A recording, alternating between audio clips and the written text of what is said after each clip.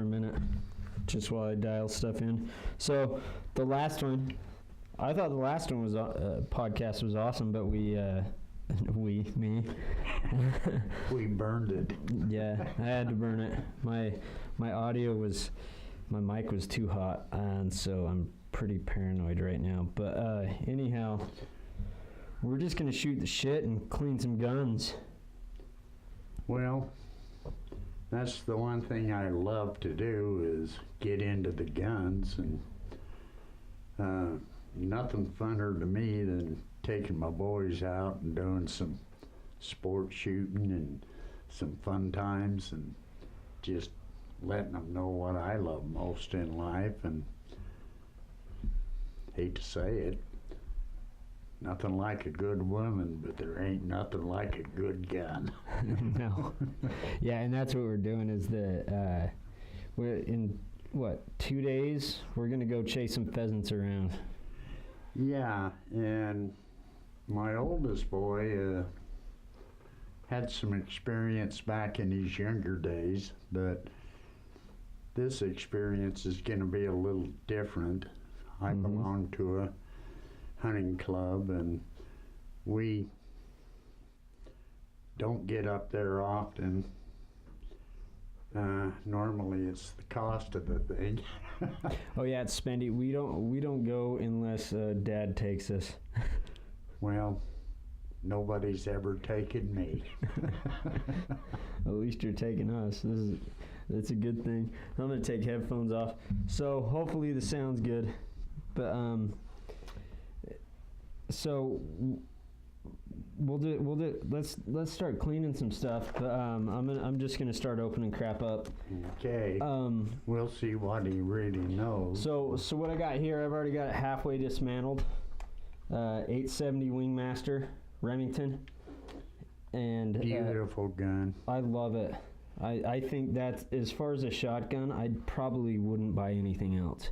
You know, I don't have a lot of experience with different guns because I've always used yours, but this one, for trap shooting, for in the field chasing birds, it's the shit. I love it. It's absolutely the remarkable gun, and Remington probably ought to be paying me for this, but when they... Oh, they're a sponsor. Oh. And as well as they piggybacked on Colombian coffee. Okay.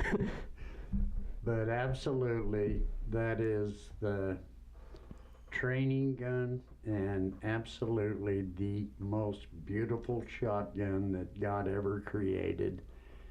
And people can say what they want about a whole bunch of different guns, and don't let me get you wrong.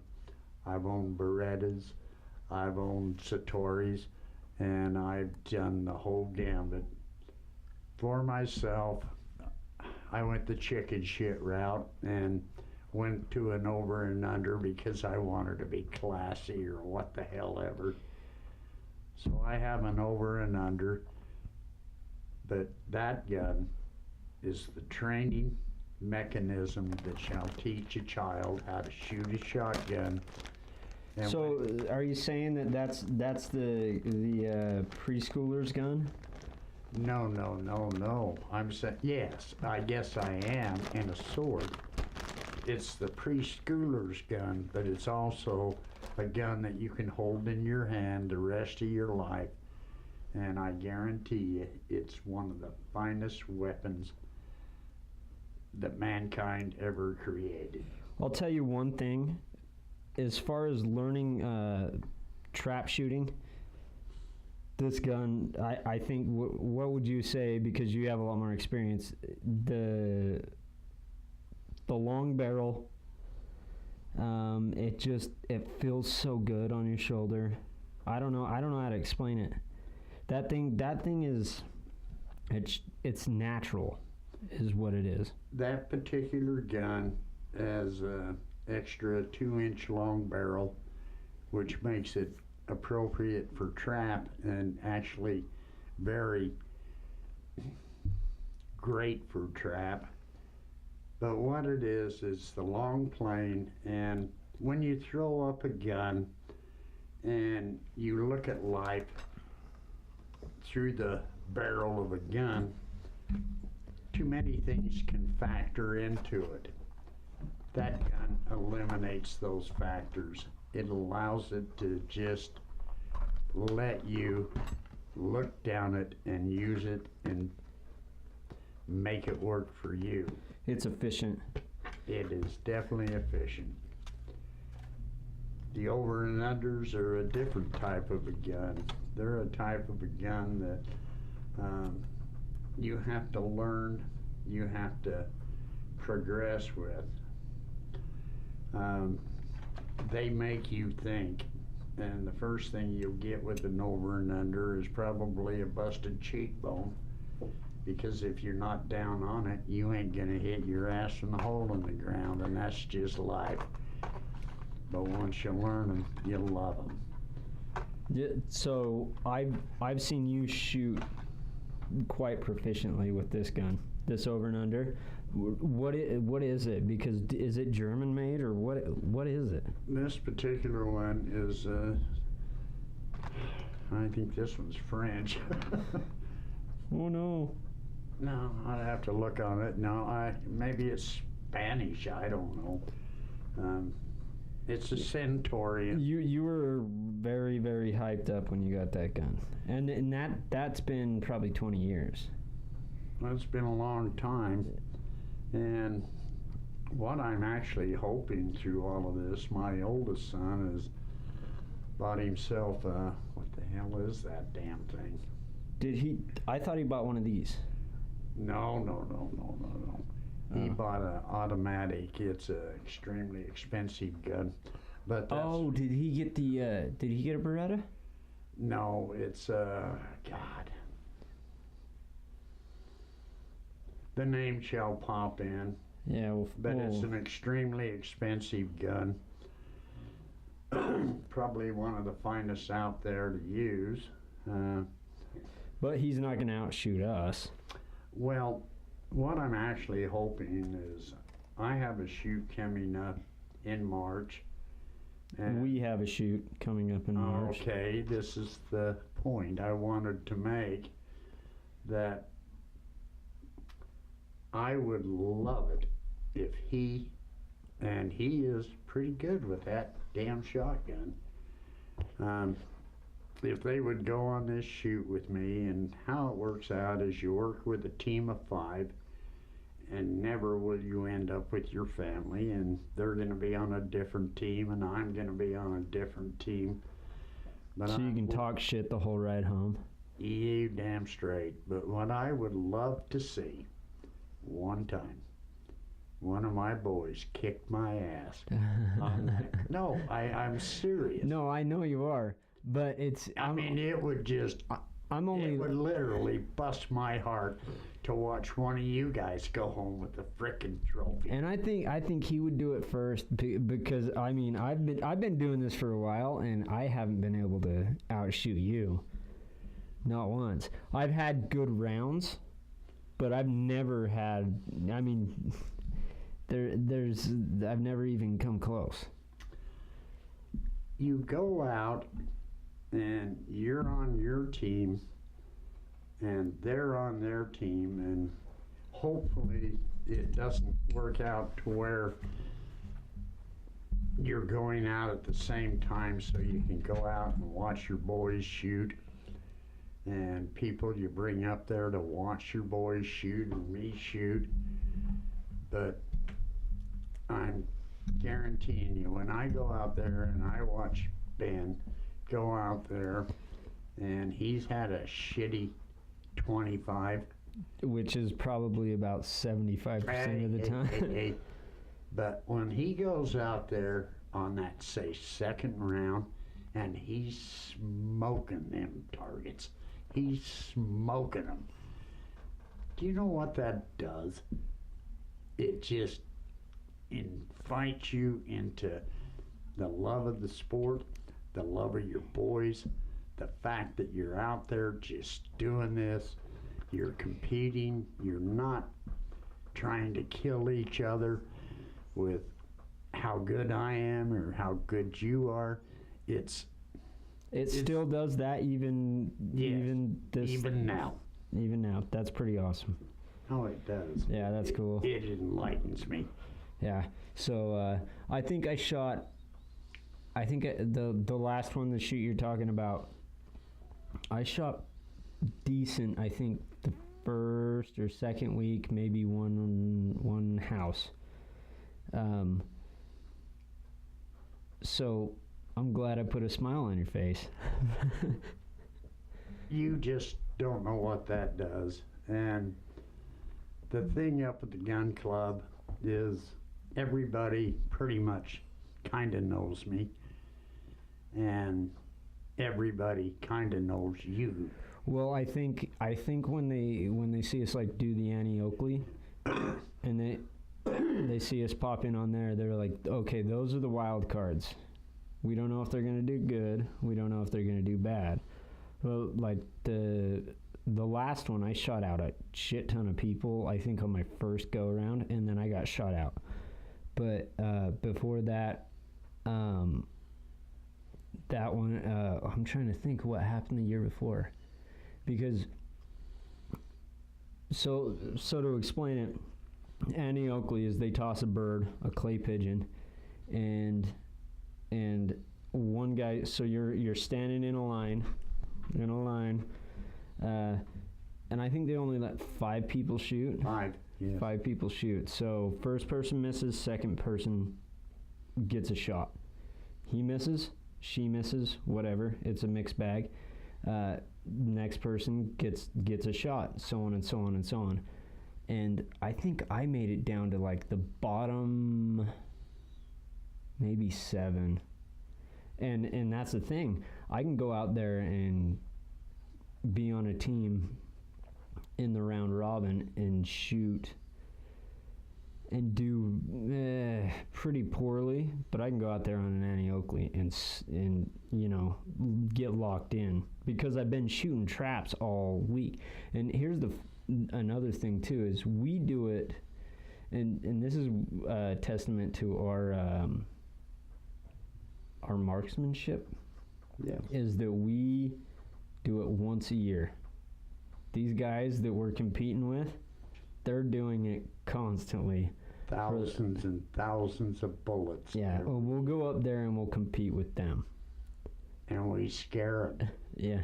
Well, especially on those money shoots, because I'll catch a bird that's about to hit the ground. And that's the beauty. Yeah. And this hunt that we have coming up for my oldest boy. I'm excited. No, that's for both of us. It's a birthday present for both of us. No, I'm talking about the oldest son. Well, to hell with him. Who cares? I'm just kidding. No, just kidding. I just feel like he's gonna be so amazed. And we didn't do it cheap. I went up and, the gun club or the... Oh, that's a story in itself. Yeah. Yeah, the club that I belong to, their clubhouse burnt to the ground. Gorgeous. Oh my gosh, you ought to see. And it was brand new. Yes, it was brand new. Probably like I would say a 4,500 square foot log cabin. Clothing store, venues in there. And got lit up. They don't know what did it. First thought would have been maybe they're going in the toilet and let's collect the insurance, but that is not the fact, because they're rebuilding the club, and we're going to be going up there, and what we have is these are birthday presents for my 2 sons. We have a guide. We have dogs. You got 1 dog? I don't know. He said they may send 2. Oh, that'd be cool. So I've been out on one of these hunts. One of the coolest things that I've ever seen, well, I'm not going to say ever seen, but when you see a dog that's been trained to hunt, how disciplined and how accurate. It's crazy. I mean, they'll find your bird, they'll flush it, they'll wait, they'll go get it. They'll wait for you. Yeah, it's yeah, I haven't seen anything like it as far as you know, I mean, you got your animals that can do, you know, backflips and stuff and what have you. But yeah, that's one of the coolest things. And so hopefully we get I mean, I'm sure, because I've been there twice, and the dogs that they have are awesome. I don't want to name drop them though, because I don't know, I cuss on here, so they might not want to be affiliated. But in that factor, when he talks about dogs, in Ben's younger days before he started to hunt, I had some of the finest pointer dogs that anybody could ever own. And eventually they die and go away, and then it gets too hard to raise them, train them. But I had one of the finest German short hairs that this country has ever known. And I've had Wieslas, I've had Weimaraners that my dad raised. He bred Weimaraners for several years. So I've always been around these type of dogs. But it's just an amazing thing. And it's, you know, you think, oh, go out and kill something. Has nothing to do with that. Go out and take a dog that just loves to get up and run and be proficient and please you. And when you get a dog that literally devotes itself to making you happy, it is the most amazing thing you will ever see. You watch one of them things go out, and now like the short hairs, they call them quarter dogs. And what they do is they quarter a field. In other words, you take them out in an area and they section off to the right. They go to the left. They go back. They come back. And they break the field down in sections. And then all of a sudden you see a dog out there in front of you 50 yards. And he's got that front leg up, that tail just shooting like a bullet. And it's going, I got it, Dad. This is for you.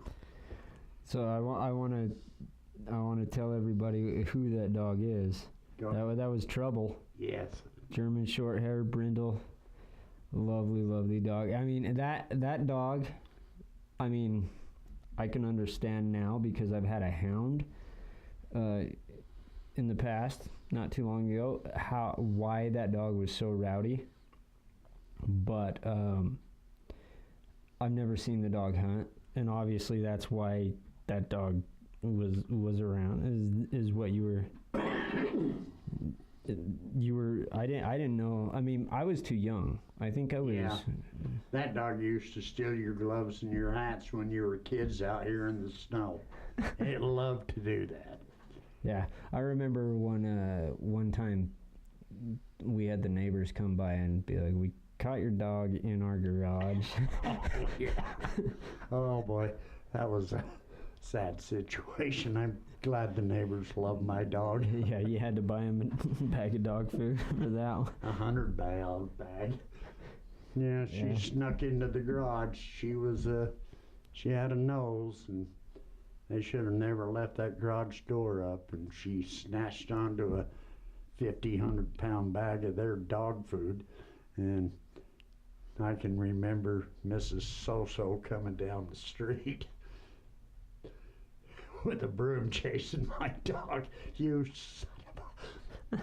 Well, you know the word I'm gonna say. Well, I mean, there was probably a trail of dog food. Yeah, there was dog food down the street 4 houses all the way up the sidewalk, and trouble's still going. So where? Okay, now I want to talk about the insight to name her Trouble when she was, because you got her as a puppy, right? Yeah, I think I could use his name. I would guess that he's deceased, but down in Ephraim, Utah, there was a Dr. Adelius. Is this while you're out running around chickens? Yeah. No, this is when I was out on my distributing chickens. That's what I meant by running around chickens.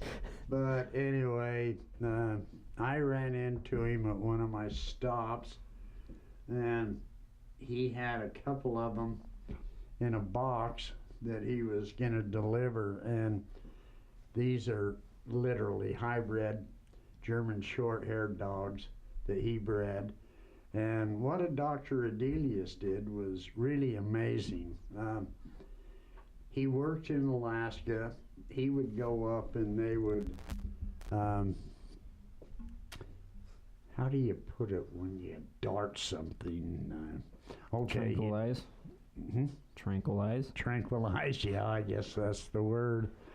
But he would do it on grizzly bears and different things, and he worked up in Alaska for a year or so. So he was a Parks and Recs dude. Well, he was a doctor, a veterinarian, and he would take studies on certain animals. But anyway, I ran into him in this drive-in down in Richfield, Utah, and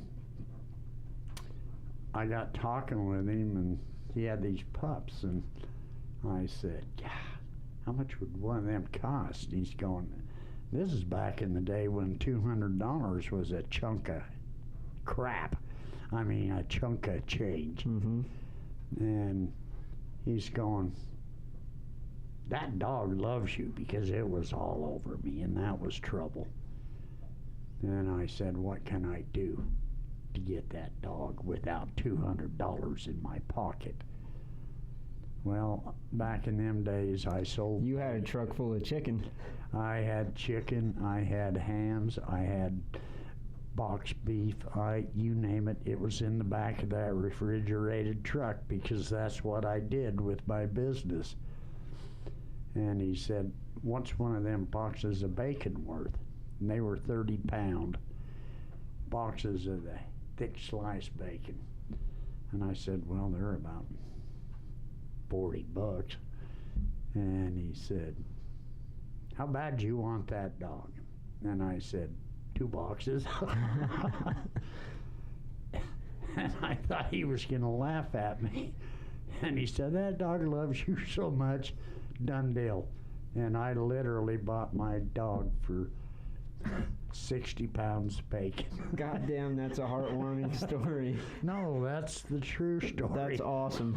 And when I brought it home, see, we still had another 100 and something miles to go home, and I had it in a big tall box in the truck, and it kept trying to climb out, and I'd have to keep... Yeah, because you had one of those single cab rigs, right? Yeah, single cab rig. But I brought that back, and we hadn't been in this house that long, and your mother had never even had a clue. But anyway... She didn't have a... Okay, I'm curious about her reaction. What do you mean she never had a clue? She never had a clue that I was coming home with a friend.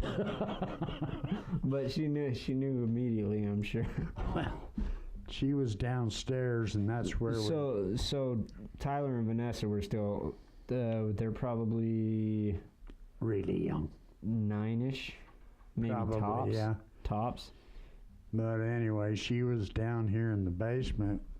That's where our family room was, and probably back in them days, you probably only had one damn TV. Well, that's where we did the TV thing up until, until I moved out. Yeah, well, then we ended up with TVs all over the house. Yeah. But anyway, I threw a blanket over the top of the dog to keep it inside. Oh, I want to hear. big coffee table down there. And I said, I brought you a surprise. And she's gone, what's in that box? I drew up the blanket. Chicken. And that sucker, he flew out of there like an eagle. And he was right on top of that coffee table. He's across the couch. He's over the top of her. And he's everywhere, licking everything. Just going absolutely bananas. Your mother, I think, had probably one of the biggest, closest points in her life to a heart attack. And like, what the hell have you done? What the kids say? Well, I know what the kids thought. Oh, that dog was so comical, and it just blended in. And okay, now he asked about the name. Yeah. Okay. It can start with the bag of dog food, but I literally, without any tenure of time, went out and I planted fence posts because I was doing fencing work on the side, chain link fence, and I built a great big dog run, and I built this nice dog house for the dog, all insulated and everything else. Well, that fence was a 7-foot high chain link fence. But what I had done prior to that is I had built a wood house that I used to store firewood in. Something just my construction that I thought was unique. But that dog literally would climb that chain link fence, walk around the top of that fence rail, get on top of that wood house, then the dumb sucker would end up on my roof. No, I'm serious. But it didn't know how to get back down. So you don't know how many times I had to climb up on that roof, lift that dog down to Ben's mother, and put her back in the dog run. Eventually I built a roof over the top of it out of chicken wire and covered it with this crazy bush that totally covered the dog run. Oh yeah, I remember that. But that dog was literally the biggest Houdini anybody ever seen in your life. I used to take her down to the poultry when I had the poultry plant. And Dad had a dog run back there. I would put her in that, and one day Dad was up because we had to go up and always work on this stupid swamp cooler on top of the roof over the office. The dog had climbed that ladder and get up on the roof, and then it didn't know how to come down. And then it'd sit out there and howl like... At that point in time, it's probably quite a pain in the ass to get that dog off the roof. Cause it was getting bigger. You're talking like a 65-pound dog. But I remember my dad going, I cannot believe this crazy dog. I mean, it was kind of a mascot down at our plant. Everybody loved her. But, oh boy. You know, the weird thing about that dog was the fact that I had a taxidermist that I had to do taxidermy work, and that's some of this stuff in this room, that he had some of the most prestigious short hairs in the country. Literally. I mean, you're talking hundreds of dollars to have him breed your dogs. Mm-hmm. You're talking about old Kirkham? Good old Kirkham.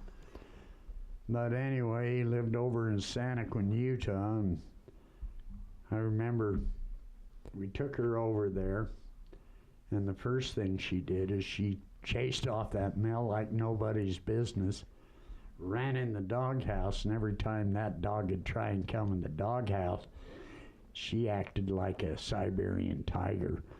And she would not allow him to come in that doghouse. Oh, because you were trying to breed him? Yes, I was trying to get her bred. I wanted a litter of pups. But it was about a week later, and he calls me up, and I go over there, and it's raining cats and dogs. I mean, it's raining hard. And there's this stallion stud of his sitting out in the mud outside of the doghouse, and there's my trouble inside of the doghouse. He's would not let it in, and I think it was about 3-4 years we tried to breed her, and I'll never understand this, and I don't know. She just wasn't having it. Well, she would not breed, and she never did get bred. But anyway, that's the story of how she became trouble. I know it's pretty awesome. I haven't heard a lot. I haven't heard a lot of the backstory. I remember her pretty vividly, like as far as being around and being a nuisance in the neighborhood. Yeah. But the origin, I don't have that. Let's get cleaning these guns. Okay. I wanna I wanna point this out. So is this a Utah law, or is this no? That's just a migratory law. It's a migratory law. So, jolly old Dave. So for a plug, he's taken a 1/4-inch socket extension and just jammed it in the spring, and it works perfect. Yeah. So that's what we use to keep our shells down to 3. That's so when Ben goes out dove hunting and duck hunting and it would be so fun to just but I've never got to do that, so I mean. Well, we can take it out and you can go do ba ba ba ba ba ba. But like why would you? Why would I take that out on a pheasant hunt if he can't hit it in 2, and if it takes 3, he's a damn lucky sawyer. Exactly. And the last hunt I went, the deer hunt I went on, they were asking me kind of what the gun was sighted at and where I'm comfortable shooting at. And the shot I took, they're like, oh, we could have totally gone 300 yards if you wanted to, just based on the fact that the shot you made. But I'm not. I don't think you should just be spraying litters of bullets out at game. I don't want to hurt animals. You know, I'm harvesting them. I'm going, and this is the thing that you told me, and this has always stuck with me, is I'm going out and picking my cow.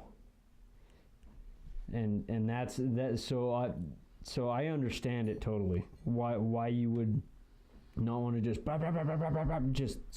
litter the ground. And then not only that, like, I mean, it's lead shot. It's not good for the whatever. But all that. But I learned all this stuff from you.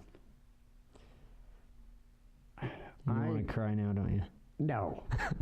I learned from my father that when you point a gun at a game,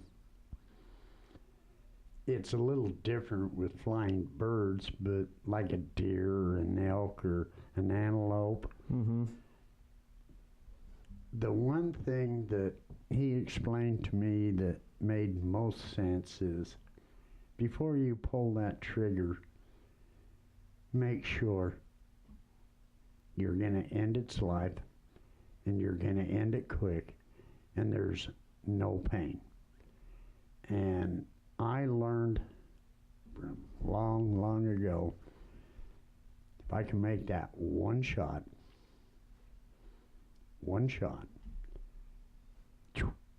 down, out, okay, I guess I'm a killer, but I'm not a tormentor. And I don't call myself a killer, I call myself a hunter.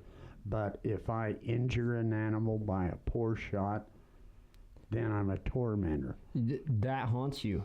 It always haunts me. I have a haunt. I haven't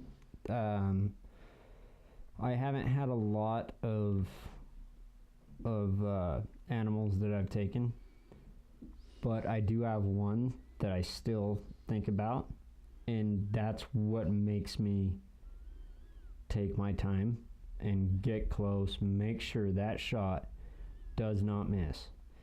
It is because of that animal, because I don't like walking up on an animal when it's looking at you, you know. Correct.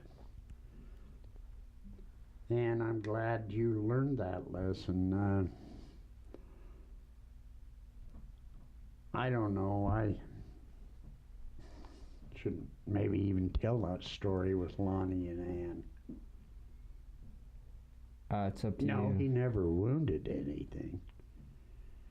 But he drew a certain area doe permit in an area that I know well.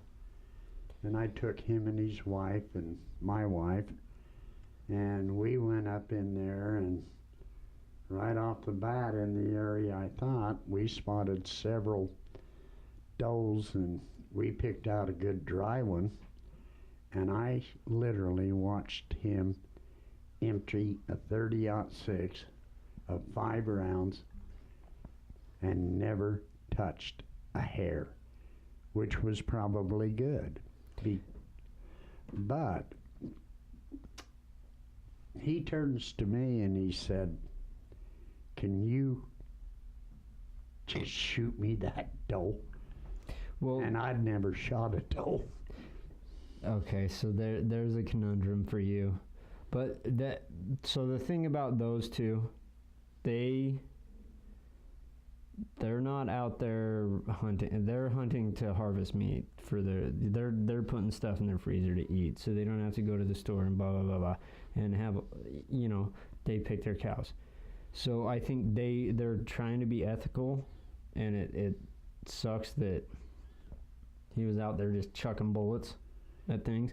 When I was so this last hunt I went on was a guided hunt, and I jump out of the truck because we spot what we thought was a 3x3, and excuse me, but it turned out to be a 3x6. But anyways, that doesn't matter.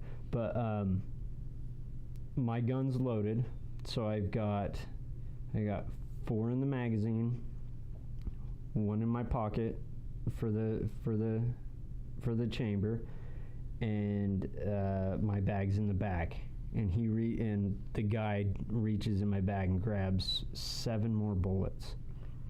And I was like, if I need more than one shot, this ain't, you know. And he goes, "You'd be surprised how many people we've seen that just unload their guns on these things." And so, I mean, that was kind of surprising to me, but I'm glad I'm not one of those people that has to chuck bullets, because that last hunt, it was one and done. That deer dropped. That's it. People that don't hunt don't understand maybe the ethics that he's talking about, but people that do hunt and are proficient hunters absolutely understands every word of what he said. You want it one and done.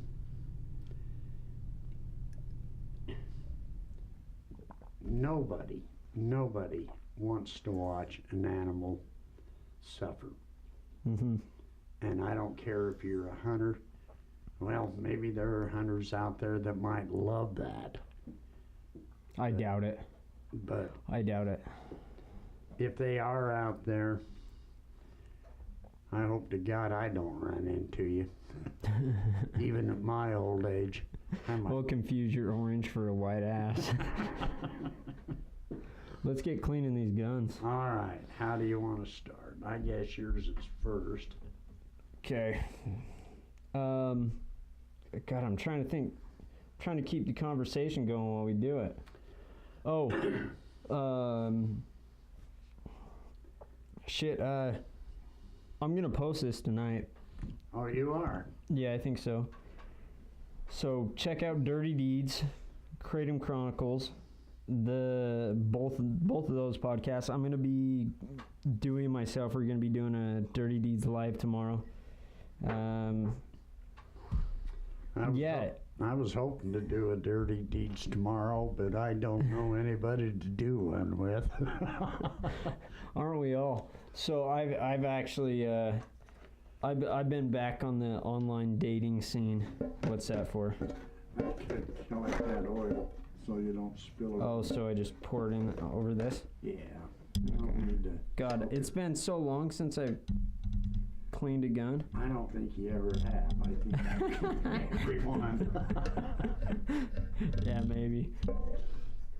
Okay, so Every time we go on a trap shoot or a hunt, we gotta clean those guns. This is the first time you go, but I mean, you got the benefit of pigeonholing me with the fact that I live here. So you might have to use a couple of different patches. no. You want to know what the good thing is about me, or the gun? What is the good thing about The you good and thing, a gun? the good thing about me, it's not necessarily my height, but it is so when I go out, You know how to use artificial ramrods? fuck off. You asked for that one. No, I don't even know how to recover from that. The fact that Well, use your own. let's look at this. See, it's not very dirty. You want to know why? Because it's not clean. God damn it. No, it's because I'm the only one that shoots this gun, and you want to know what? It doesn't take me a lot of shots. Boy. Yeah, there's gonna be a lot of clinking and clanking in this one, but Yeah. and some shit talking. Take a little more shit out of that and throw it around the pasture and tell me what else is going on. God, you're a dick. Why do you? I am not a dick. I am just a professor of sorts. You're gonna do yours, right? Or do I have to do yours? Oh, I think God, it's about. I time. guarantee that thing is a lot dirtier than this one. Oh. You can kick everything. I mean, Hey, see how I tear this down? you're gonna tear it. Oh yeah. Let's see. You can see the screen right there. If you want to tear it down in front of the screen, you can. Damn it. Okay, so that's a Centurion. Centurion, and gorgeous gun. Absolutely kills the traps. He can't hit a bird for shit. When Sunday shows up, I do what I always do. I tell the boys, you get the first 2 shots, and then when you get done throwing shit in the air, I'll finish it. Okay? You're gonna teach us a lesson. I think this time I'm going to. You know what? That's an interesting thing too, as far as hunter ethics are concerned. You've always, no matter what, you never take the first shot. But I've seen you take some incredible second shots. Somebody has to pick up the slack. So you got to keep talking, dude. This is a podcast. I mean, we're trying to okay. entertain people.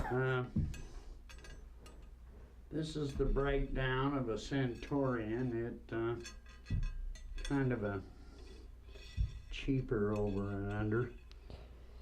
What? At my age, It wasn't cheap, was it really? no. Is this a Walmart gun? Oh God, no. Actually, you take a look at this beauty, if I can show it to you. It's a beautiful gun, but it's getting marred and nicked, and maybe one day I'll have to. Now stick that plunger on there. Stick that the. swab. I've in got that gun case. Or What? What are you asking me to do? where is that? What? Where's that swab? The swap? Are you talking about the thing at the end of this? Oh, you gotta do more than that. Well, I'm not done. God, we're so good at this.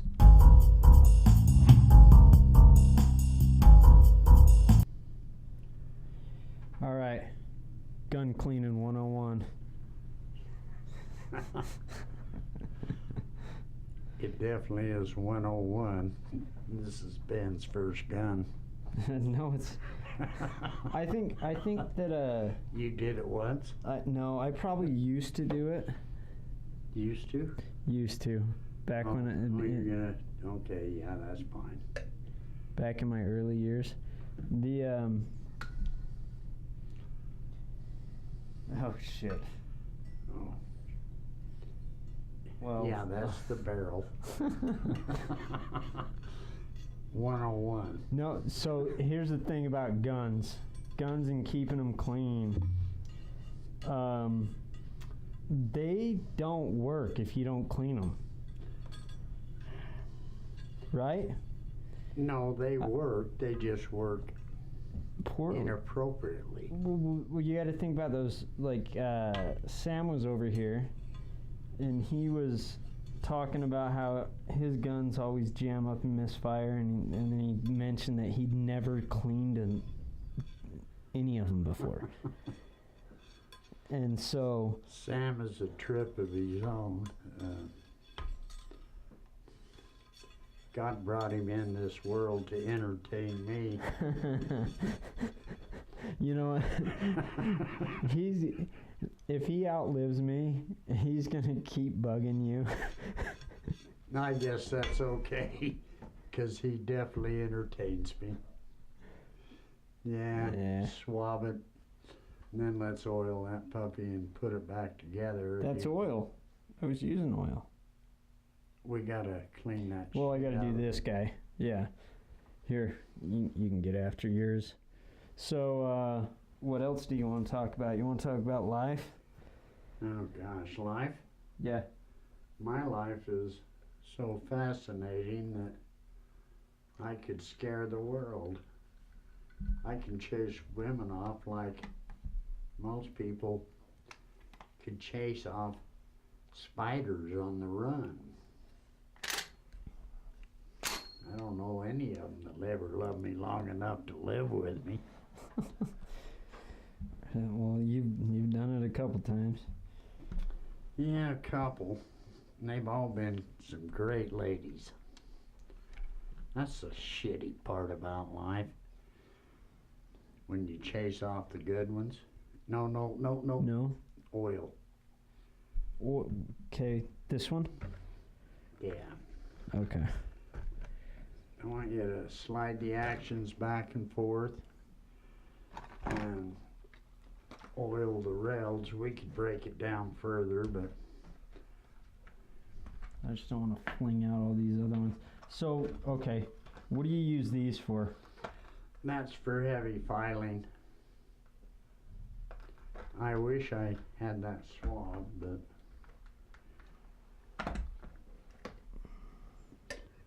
Alright. anyway. Come on, you're losing the audience. Come on. You're the Alright. one that you're supposed to entertain. You're the star of the show. Entertain. Yeah, I'm the star of the show. Last star I ever showed. This isn't the same oil as this? No. The one is to clean out the filing. Okay. The other one's to oil the actions. And Okay. I want you to just... It has been a while since I've done this. Yeah, well. So I'm going to have to wash my hands after this. Well, I don't know. You can go ahead and play with yourself and see if it feels good, but I don't think it will.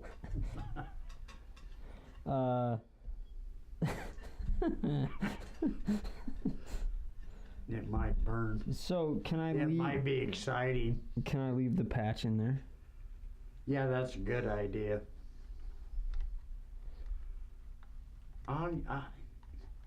Good Lord. What? I'm getting in there. I just want you to oil. You didn't know I had that much dexterity, did you? Yeah, if you want to call that dexterity. You know. Oh, that's a dirty bastard. Yeah, it probably needs some heavy duty cleaning, but. So, here's your gun cleaning tutorial for today. Okay, this is the Hunting Network at huntingnetwork.com. So what you want to do, you want to take your guns completely apart and you want to get them out there in the yard with the hose. You spray them off with the hose and then you spray them down with oil. Am I right? They do make guns that are made to be cleaned down with garden hose, but I don't own any. Are you shitting me? Well. Or are you making jokes like I... Anyhow, so get this. All right. If I was out hunting and I had this gun here and I brought this sucker out and I was chasing pheasants, I would miss every single one of them had I not lubed my barrel. So always lube your barrel. No, you don't lube your barrel. You don't lube your barrel? Oh, that's gotta sound good on the microphone. Now I got... fuck. Look how dirty that is. I gotta throw a bunch of those in there. That one was dirty.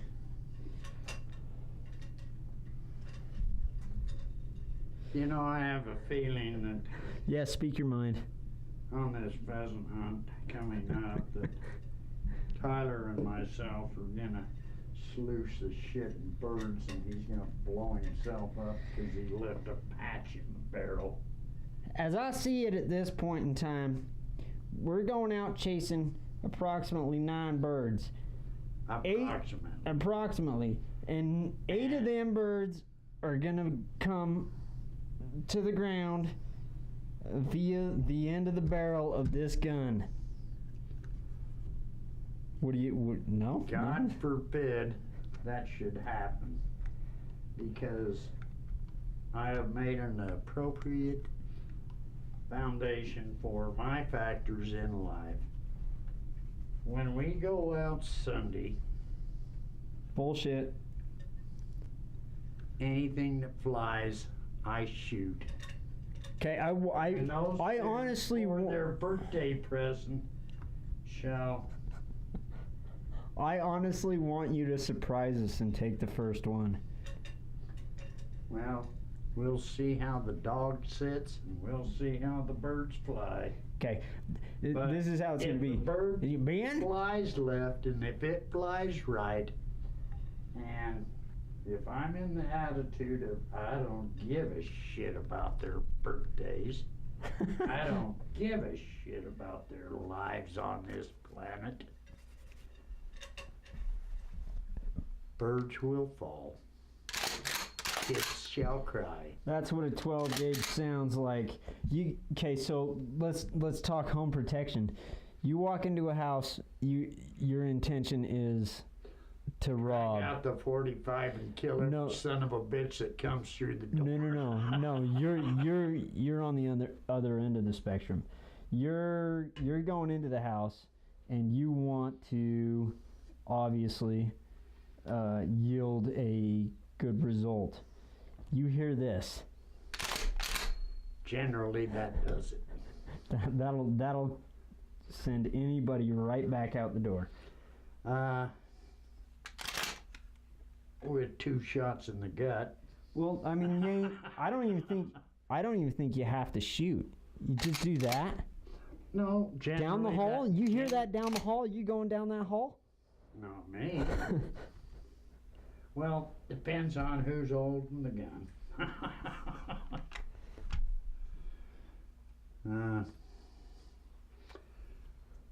You know, you meet an Indian that's been spending his life shooting bow and arrows and shit.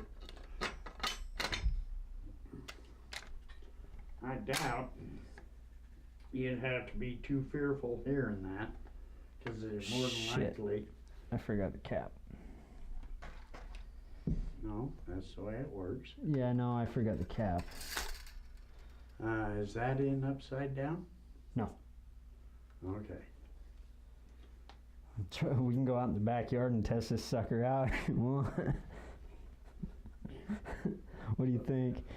I don't know the neighbor. I've already explained to, while I was sitting down here by myself, that we've tied one on and there are no bullets within reaching distance. So there's no reason for anybody to worry about I brought down a whole case. Oh shit, they're right there. Okay, so do you want to do it down here and we can just test them out? Not in here. Out there, it's way better out there.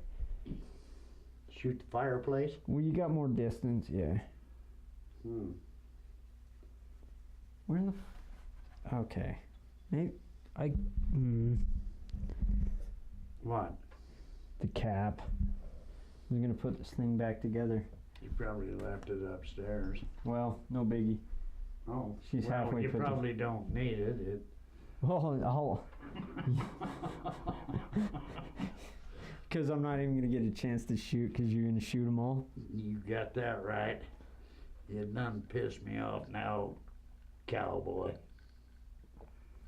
So, let's talk about your arsenal because I think it's pretty cool. And there's a story behind one of them that I don't really want to tell for sure because I was a shithead in this one. But okay, so you've got your. Let's talk about your arsenal. You got a 243. Yeah. And that gun is what I've always hunted with, besides this year. Oh, yep. He breaks his guns. You've got these two shotguns. Let's talk about that 16 gauge. Oh, that's... Maybe we should clean that thing out. See if we can get that thing firing a little better. No, I'm gonna make it fire better.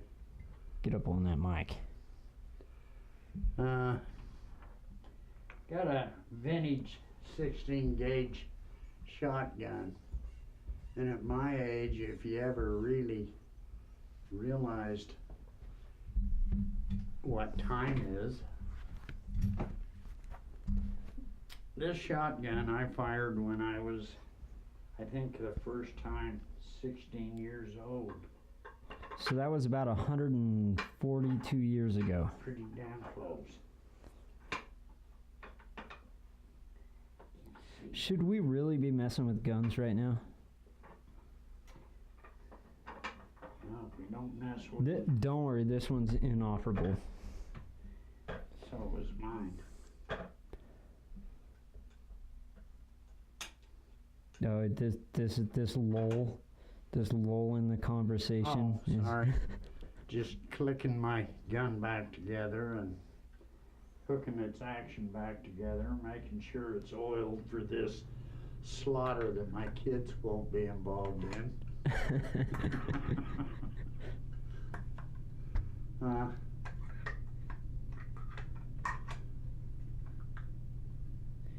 Simple as that, huh? Just bang it on the counter. Just grab it by the butt and just No, bang it's it. not locking. Well, you gotta open that thing up. No, Yeah, you gotta open the thing up. No, there's I the don't. thing on it. no. It's not going. See, I know more about his guns than he does. Oh, God. You know, when I take him out Sunday, he's gonna see nothing but flying feathers, dead birds, and disappointment. And they're gonna be at the end of my barrel. And by the way, we're gonna eat every one of those. That's putting food on the table. Who's gonna clean them? No shit. You make Tyler clean one. It's surprisingly a pain in the ass. Have you ever used that gun before? It almost looks like I've, you kept talking all this shit about me not cleaning guns, but